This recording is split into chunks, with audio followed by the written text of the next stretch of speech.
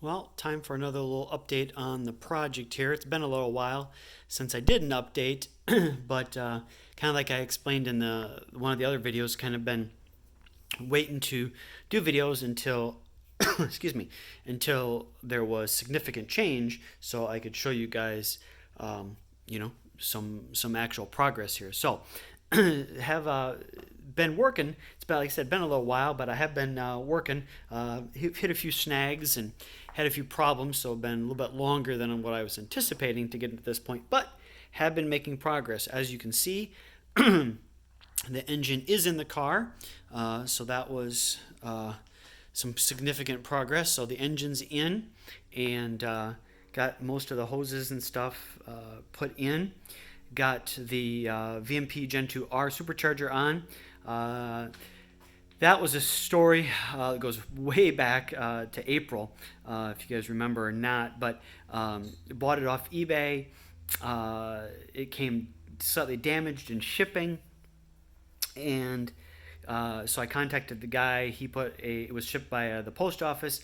He um, uh, put a claim in against it to the post office. They had it for like 3 months, and then they finally came back and said, nope, they're blaming it on him, saying he didn't package it right, which I don't know, was just a big mess. So I ended up just keeping it. I contacted VMP, sent them pictures, and they basically said that they didn't believe there was any damage to the unit at all. Just a little bit of that cosmetic damage that from the outside, a couple spots. So we're going to go ahead and go with it. Hopefully this winter we'll be pulling it off and putting a Gen 3R on. But I kind of hit it a little bit with my grinder a little bit and flattened out a couple of those spots, so that when I went ahead and put the throttle body on, because they were up here on by the throttle body. So when I went and put the throttle body on, it made it up good, and so there shouldn't be any leaks there. So I think we are good as far as that goes. So got all that done and taken care of. Also got the transmission in. That was quite the ordeal. That took me almost a week. I fought and fought and fought with the transmission, but finally got it in.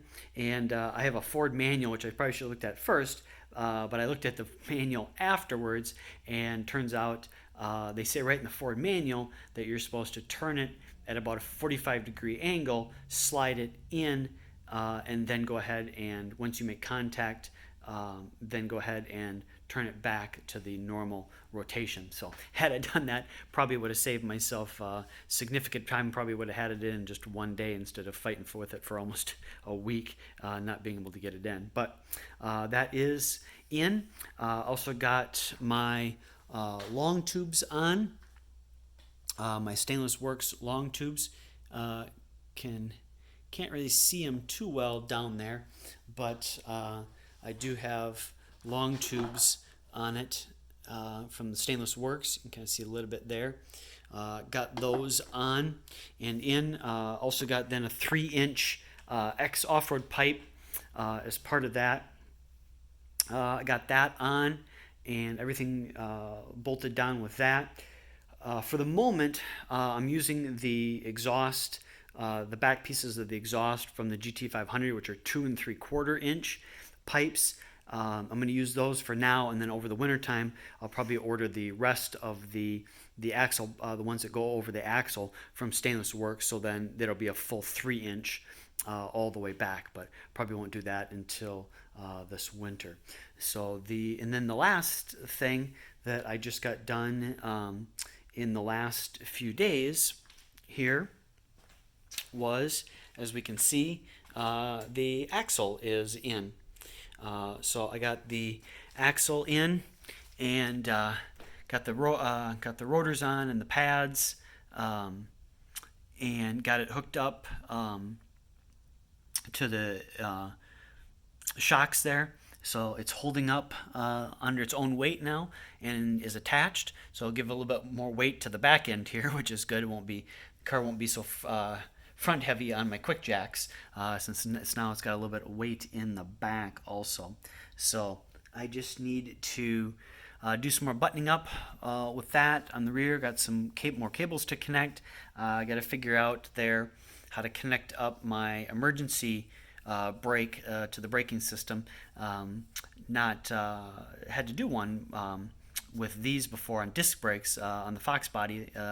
Those are drums, so these are a little bit different. So I got to figure out how to hook that up and hook up a couple other things to the axle, I believe, and then should be mostly buttoned up.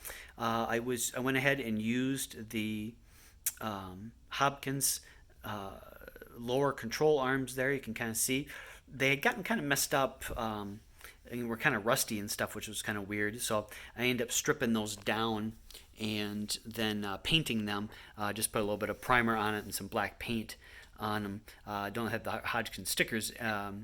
Hodgkin stickers anymore on them, but now they're at least not kind of showing the rust on them. So got that taken care of. I think that I'm trying to think if there's anything else. Since I made a video last, I think that's been the biggest thing: getting the engine in, getting most of the things buttoned down on the engine. Most of the cables ran for the transmission, all that kind of stuff. Part of the exhaust done, and then, like I said, getting the rear end in. So after I get a couple things buttoned down more with the rear end, and I got some of the bracing and stuff for the rear end to put on yet, the sway bar and a bunch of those pieces. Then that one of the things too I'll be checking on is since I had DCA take about 1 5/8 inches or so off the axles on both sides.